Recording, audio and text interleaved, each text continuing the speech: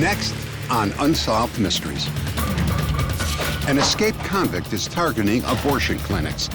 He says he's acting on God's orders, and authorities fear he will kill again. UFO sightings in New York's Hudson River Valley captivate and confuse the entire region. Some say it's an ingenious hoax. Witnesses say that a hoax doesn't come close to explaining what they saw. With a murder case stalled, a homicide detective opens his files to a class of students. It's called Murder 101. And a newlywed vanishes on a business trip with her husband, and then her remains are found 700 miles away. What happened to Judy Smith? Our team is standing by. Maybe you can help solve one of our cases. I'm Dennis Farina, and this is Unsolved Mysteries.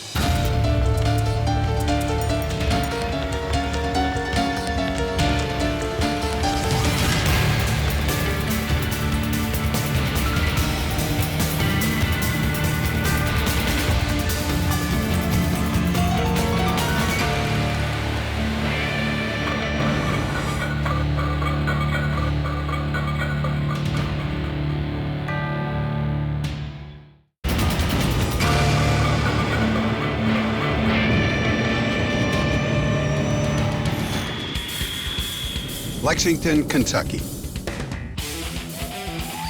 Two suspects lead police on a high-speed chase through the back roads of Kentucky. They've just robbed a gas station.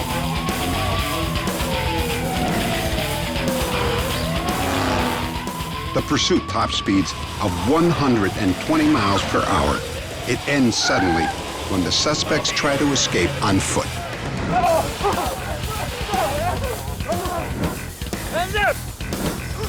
23-year-old Jason Miller is caught immediately.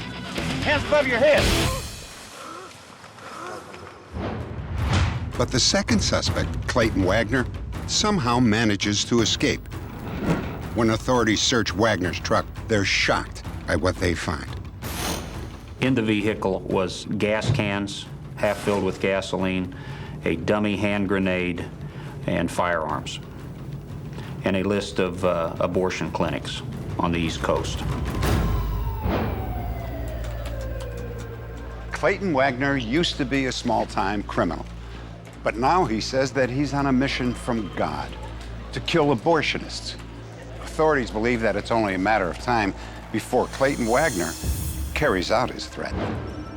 Clayton Wagner is a very complex and intelligent individual. He's a woodsman. He used to own a computer company. He's a car thief. He's an armed robber. And at some point, Clayton Wagner became involved in the anti-abortion movement. Wagner once told a reporter that he experienced a spiritual awakening shortly after his daughter had a miscarriage. Wagner said that at one point he heard a voice. He said God told him, "How can you mourn so much over this one child when so many others are being killed?" And it all seems to start right there. Wagner put together a list of abortion clinics and their employees. He carried surveillance equipment, police scanners, and guns as he stalked over 100 clinics in 19 states. He had been out for a time stalking abortion clinics and trying to work up the nerve to shoot an abortion doctor or one of their staff members. He had people in his gun sights at least 3 times and couldn't bring himself to pull the trigger. Wagner vowed to pull the trigger the next chance he got. Fortunately, the police stopped him just in time. Wagner, his wife, and 8 children were riding in a motorhome when it broke down. When a license plate check was done, it revealed that the motorhome was stolen.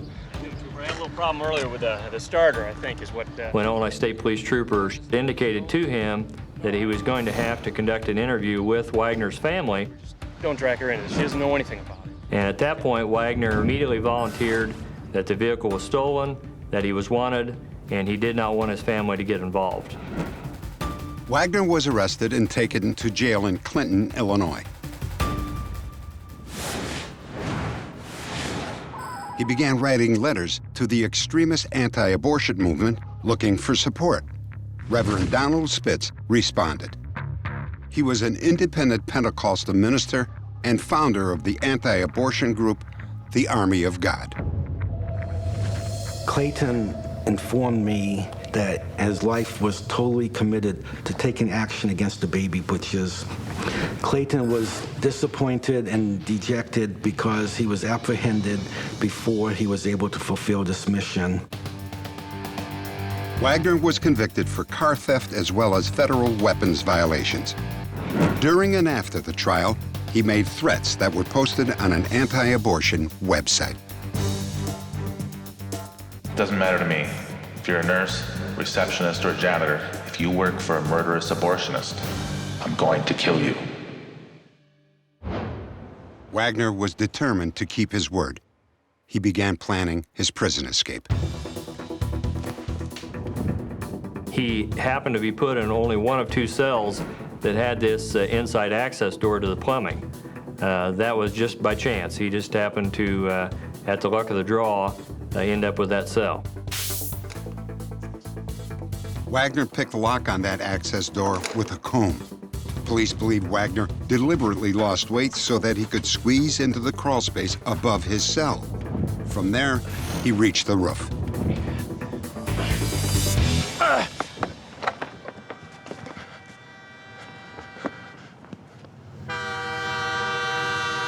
He jumped to an adjacent building and then dropped 15 feet to the ground.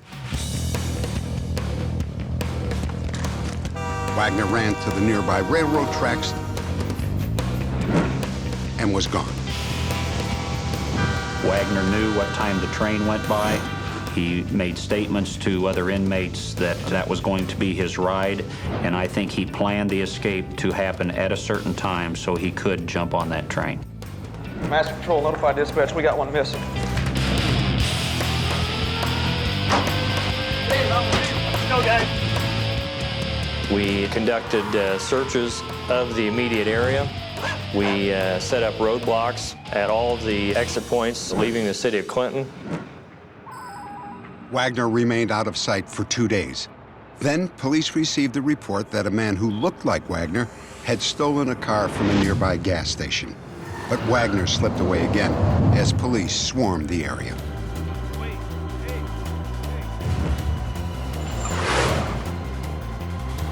We don't know how Wagner got through that dragnet. Wagner has stated that God has made him invisible. I don't think God has made him invisible, but obviously Clayton Wagner is very good at disappearing. In this surveillance video, Wagner is seen robbing a Pennsylvania bank 2 months later. He made off with $4,700 in cash. I almost couldn't believe it when I saw the photograph. It appeared that the person in the photograph was posing and smiling for the camera, and there was no doubt in my mind it was Clayton Wagner. Abortion clinics across the country were now on full alert. They feared that Wagner would finally follow through on his threats. Whether he shoots an abortionist dead or whether he does not shoot an abortionist dead, Clayton will be spending the rest of his life in prison if he is apprehended. So Clayton has nothing to lose at this point. Update. Cincinnati, Ohio. Clayton Wagner was captured by U.S. Marshals 10 months after he escaped. An employee at a photocopy store recognized him from wanted posters and notified authorities. Wagner was arrested without incident. He pleaded guilty to possession of a firearm by a felon and interstate transportation of a stolen vehicle, among other charges. He is currently in prison and will be 87 years old before he is eligible for release. Next, UFO sightings in a New York City suburb. A hoax or the real deal?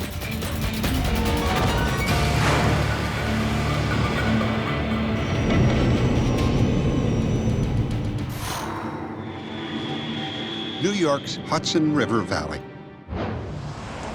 home to upscale professionals and retirees. Hardly the people you would expect to be swept up by UFO fever. Yet, that's exactly what happened to more than 5,000 residents.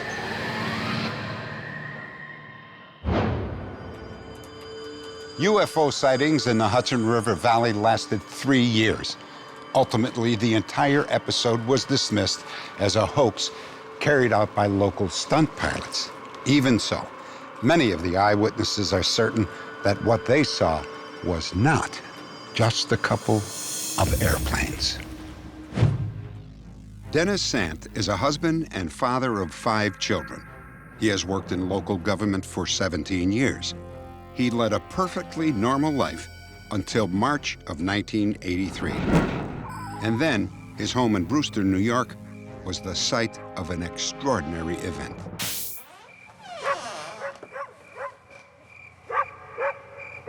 Oh my God. Come on here and see this. It was a very large object. The structure of it was very dark gray, metallic, almost girder type looking. What is it? I don't know. Girls, come on here and see this. The object seemed to be very silent. The lights were iridescent, bright. They stood out in the sky in 3 dimension. It looked like a city of lights just hung in the sky of all brilliant colors.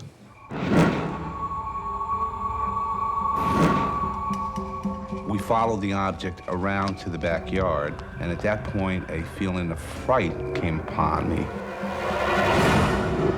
Thoughts started to flood my mind, thoughts of the craft touching ground, thoughts of an encounter with an alien being, thoughts of being abducted. All types of fearful thoughts started to enter into my mind. And it seemed only to be seconds before the object started to move again, but the feelings were overwhelming. A few miles away, traffic screeched to a halt on Interstate 84.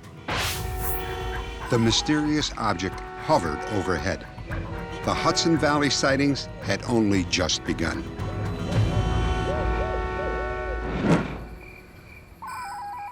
One week later, Newcastle police officer Andy Sadoff was on routine patrol. I was working a 4 p.m. to midnight tour and assigned to set up some radar to look for speeding cars. And I looked up into the sky and saw a series of lights. And at first I thought it was a plane. It was quite a distance, quite far away, but it was really quite large. As I recall, there were mostly white lights, but there were green lights also. It was alternating green and white lights. It approached my vehicle, and as it approached the vehicle, it stopped, and it seemed to hover. And I'm looking at this thing, like, thinking, what is it? I wasn't afraid. I was just amazed. I was in awe of it. I didn't know what it was. The thing that I recall the most is I was amazed that there was no noise. There was no humming, there was no engine, there was no sound. It was absolutely silent. Unit 6 to base, could you please send somebody else? I'm observing something incredible. Just seconds later, the eerie silence was broken by another eyewitness report. It's heading towards town. I'm following it. That was about the time that it started to move, and it moved very slowly, almost floated. I guess I was mostly curious as to what it could be. I was spending most of my time trying to figure out why there was no noise coming out of this thing. And we followed it. We followed it until it disappeared off into the hills.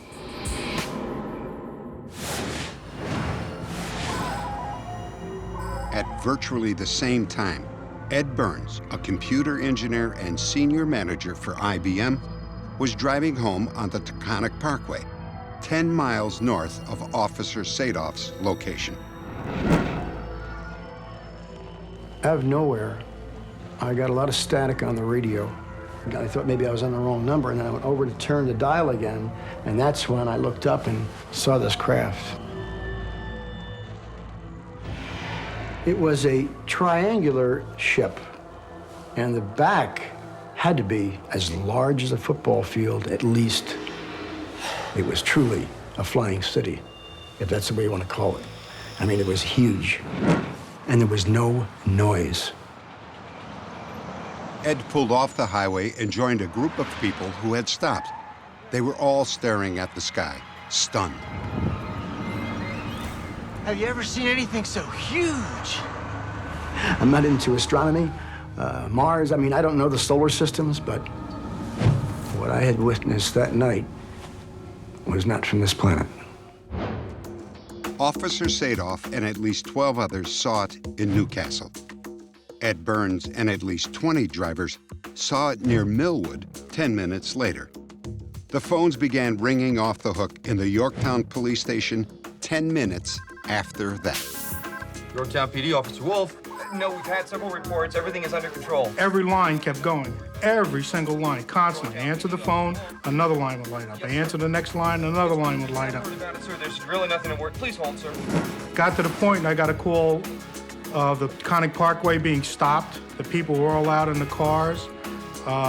It was starting to get really crazy. Go ahead, Sorvella. I'll be 1017. As I tried calling the cars to find out if they saw anything. And the only one that called with the cars was Kevin, said that he would stop in. Officer Kevin Soravilla also saw the lights reported by dozens of Yorktown residents. The object was extremely large and estimated to be close to 300 to 400 yards wide. We stood out in front, facing to the north. In approximately about 5 minutes, the object began to appear from the northern horizon. Look at that thing, man. Unbelievable. Officer William Wolf was standing next to Soravilla, yet they saw two completely different things. It's got to be a group of planes or something. I don't think so. Yeah, I think I see a wing in there. I don't think so. They don't look like planes. Officer Soravilla was convinced that he saw a large object with a number of small lights. I would say approximately 16, 18 lights running in a V formation, approximately 200 to 400 yards wide. I was staring in between the lights to see any type of a solid structure, where he may have basically been staring at the lights themselves. But Officer Wolf had a completely different impression. It's got to be a group of planes or something. I don't think They so. look like airplanes to me, I says, Gary. I says, you know, I live near an airport, so I see these airplanes every day.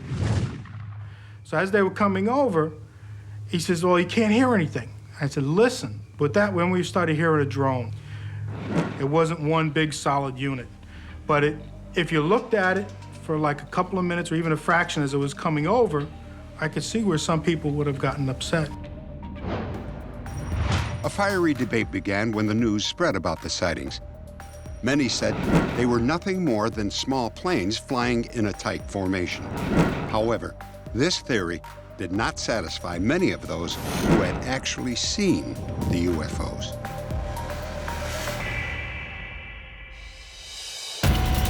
Next, two dramatic home videos.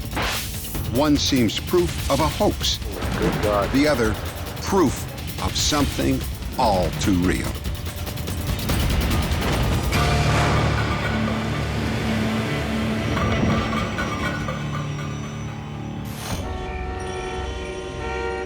Thousands of people say they saw UFOs in New York's Hudson River Valley over a 3-year period in the early 80s. They saw either wedge-shaped light formations or something like this circular object. But there were others who have a surprisingly different theory. They say the unusual lights were nothing more than small planes flying in a rigid formation. There's anywhere from upwards of 7 to 10 aircraft that do fly around in formation. And this is visible from our tower. Anthony Capaldi had been an air traffic controller for almost 10 years. He saw something in the summer of 1983 that he thought would settle the UFO controversy once and for all. Or so it seemed. It's that over Stormville. The first time I observed the formation flying, it looked a little peculiar. There's a B-6 aircraft flying in formation. And from our vantage point in the tower, they just appear to be one big light because they are flying in tight formation. I don't think if this formation flew over an individual's head at 1,000 feet, that there's any way you can misdiagnose it for anything but the formation flying due to the sound of the aircraft engines. And I imagine at 1,000 feet, you could really determine that it's aircraft. But not everyone agrees.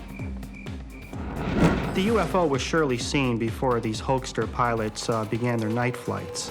After these hoaxers began their night flights, people would call me up who had seen the UFO on previous dates and said, well, I saw something strange in the sky, but it wasn't the same thing that I saw a week before. Holy good God. What do you think? I don't know. Not playing. I'm going to tell you something, honey. I don't know what the hell it is. Bob Pozzulli took this home video in July 1984. Philip Imbrogno is convinced it shows a UFO. It has been looked at by a number of photographic experts who indicate that the movement of the object on the video seems to be one rigid object, not individual objects. Plus, there were hundreds and hundreds of witnesses who saw the UFO and said it was something strange, but the night that the airplanes were seen, there were also dozens of witnesses who said, in fact, that they did see airplanes. Bob Pozzulli also shot this a month earlier. Skeptics and believers all agree that it shows a squadron of small planes flying in formation. All I got to do is breathe. Did you hear the engines?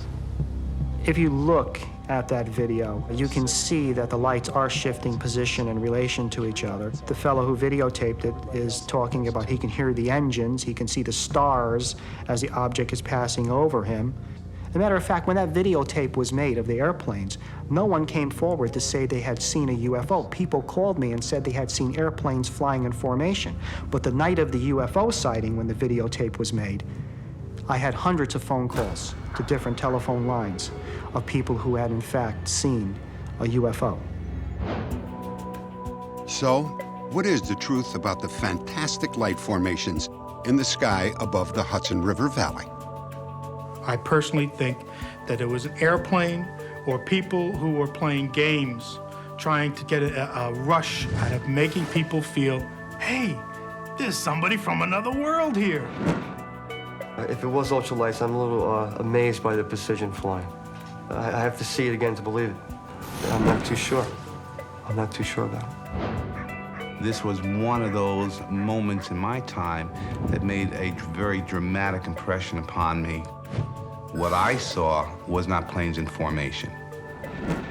There was no shaking or movement of any of the lights. It was perfectly still. You know, I'm not trying to say what it was. I don't know what it was. I know it wasn't an airplane. I tell the story a lot to certain friends that I can trust that'll believe me. I mean, my wife, I think, believes me. Boy, I'll tell you, I'll never forget that as long as I live. And 5 airplanes, it was not.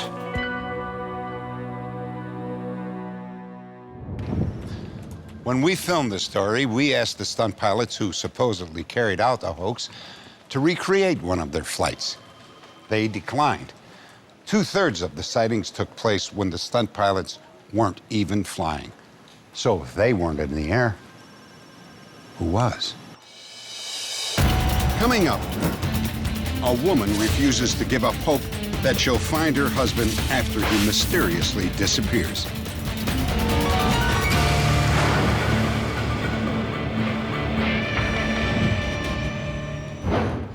Our next 2 stories are about 2 happily married couples who were mysteriously separated.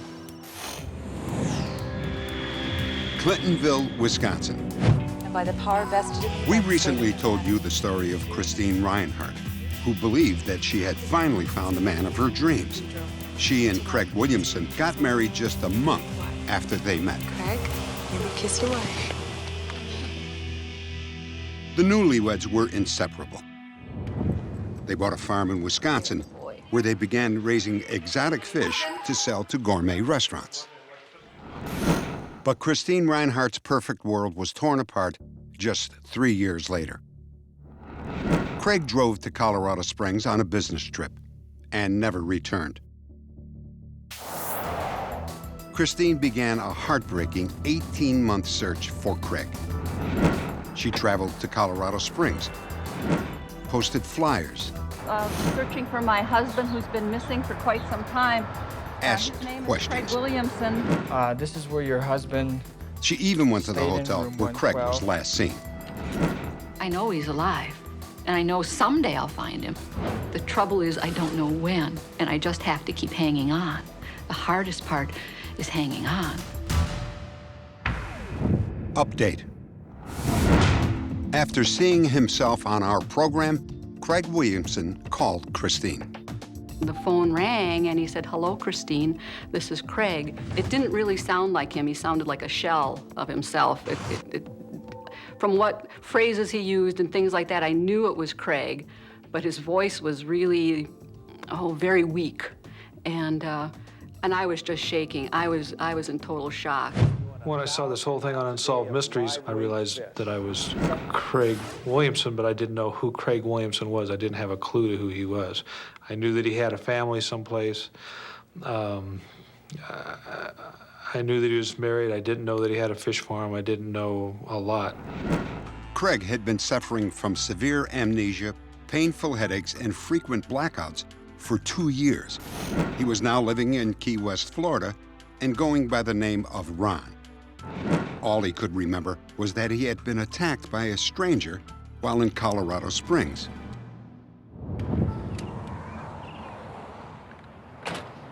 Christine took Craig back to the area where he had disappeared. They hoped that a visit might jog his memory. Does that look at all familiar to you? It doesn't. It looks familiar from the Unsolved Mystery segment, but Nothing. it doesn't. There's nothing here. I feel nothing, no attachment to it. So no, it doesn't.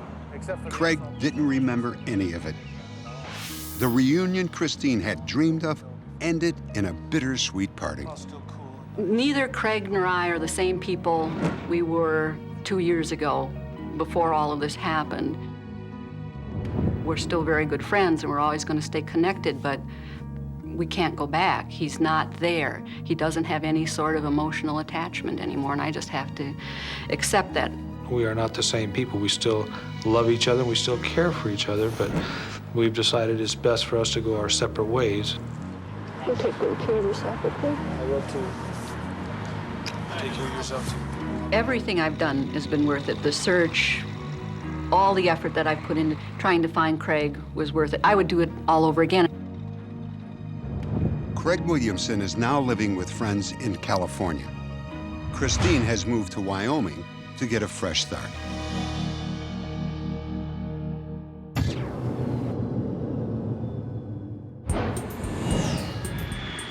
Philadelphia, Pennsylvania. Jeff and Judy Smith are newlyweds on vacation from their home in Boston. They are mixing business with pleasure. While Jeff attends a legal conference, Judy does some sightseeing. They agree to meet back at their hotel at 5 p.m. Judy? So I got back to the hotel room about 5:30, and she wasn't there. And by about 6:30, I was starting to get worried. She was somebody who believed in being absolutely on time. Jeff contacts hospitals and the police. He also visits the places she had planned to go that day. But there is no sign of Judy. Judy and Jeff had been married only 5 months when she disappeared. Judy was caring, loving, responsible, and someone I loved deeply. I thought that my mom didn't know who she was and was lost in the city, and, that was horrible to think. On the day she vanished, Jeff said Judy left the hotel around 9 in the morning. As always, she took her trademark red backpack. 8 hours later, she still hadn't returned to the hotel. The Philadelphia police found no sign of Judy. Jeff returned to Boston. From there, he faxed and mailed 9,000 flyers up and down the eastern seaboard. He also hired 3 private investigators. I was fearful that something had happened to her, but I actually believed that I would be able to find her. It was mind-boggling. I just couldn't figure out what could have happened to her.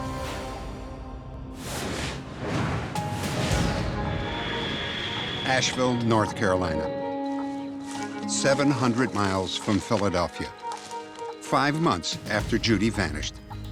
A father and son were hiking when they found a partially buried skeleton.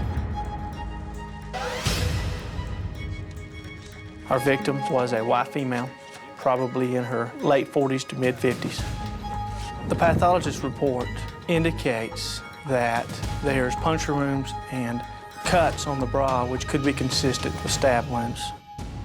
Police requested Judy's dental records after seeing Jeff's missing flyers in the area. Forensics confirmed that they were the remains of Judy Smith. I was shocked. I guess you always anticipate that your parent will die, but not early. We always talked about when I would have kids and looking forward to that day. And I guess I just never thought that she wouldn't be there for that. The information came that the dental records matched, and my first reaction was I didn't believe it. No one could understand how Judy ended up so far away from Philadelphia. Authorities found Judy's diamond wedding ring and $167 in cash at the crime scene and concluded that robbery was not the motive.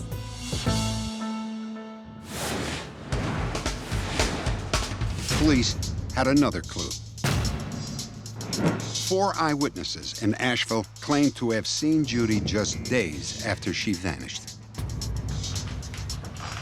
Hi there. Hi. Can I help you find anything? She seemed very alert to me. She was very pleasant. I didn't see anything about her that would indicate that she wasn't right in any way. Where are you from? I'm from Boston. Oh, I love Boston. She told me her husband was an attorney and that they had been in Pennsylvania, and she decided to come down here. If Judy left Philadelphia on her own free will, the question was why. At the time this happened, Jeff and Judy's marriage was very tenuous. I believe that something did happen that triggered her to want to have some time away from Jeff. I brought you some flowers. It's sort of... I'm not going to try to suggest that she and I never had a disagreement, but I believe she was happy with her life at this point. She loved Jeff, and you don't do that to someone that you love. It doesn't make sense that my mom would leave Philadelphia. It doesn't make sense that she would be found in Asheville. If she did leave, the only thing I can think is maybe something happened to her before she had time to call. Investigators found 2 clues suggesting what might have happened to Judy. We found a blue and black backpack at the crime scene. I believe that it potentially belongs to our suspect. There was a pair of sunglasses there. We believe that these glasses did not belong to Judith and that they potentially belong to our suspect. North Carolina investigators still have no idea why Judy Smith was killed.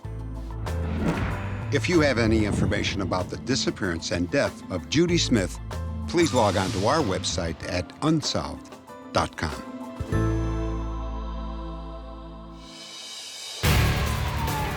Coming up, your victim. Join a college class called Murder 101, where would-be detectives help police solve an actual homicide.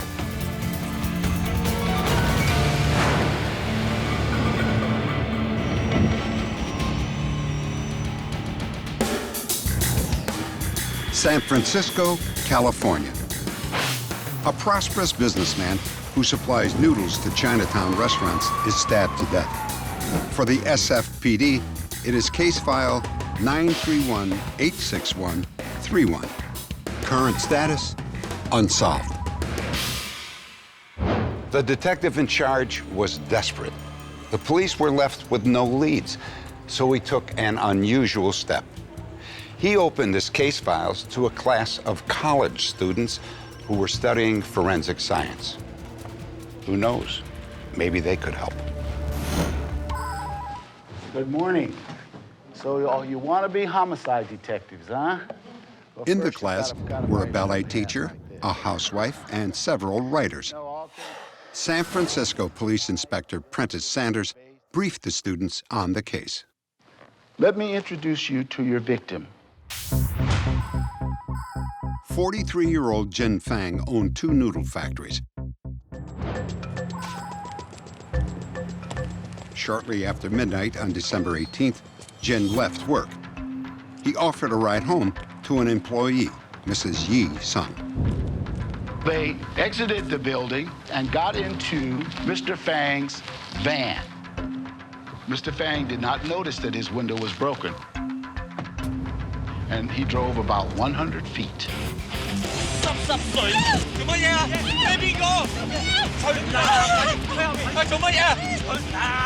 According to Mrs. Yi, the 2 young men spoke in fluent Cantonese.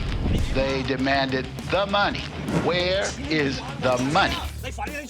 The man with the gun struck Mrs. Yi, demanding that she not turn around nor look.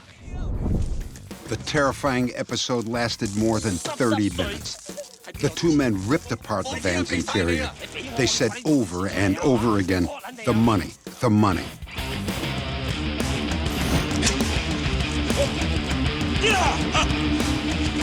When Mr. Fang fought back, he was stabbed directly in the heart.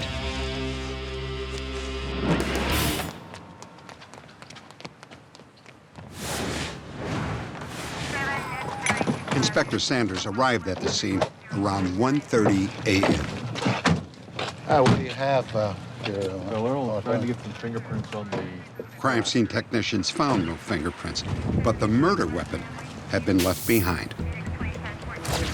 In the van, we found the knife, a regular, cheap kitchen steak knife. And it was very worn, as if it had been washed 100 times or more. Authorities also found this BB gun. Mrs. Yi Sung said it had been used in the attack. We're now open for questions.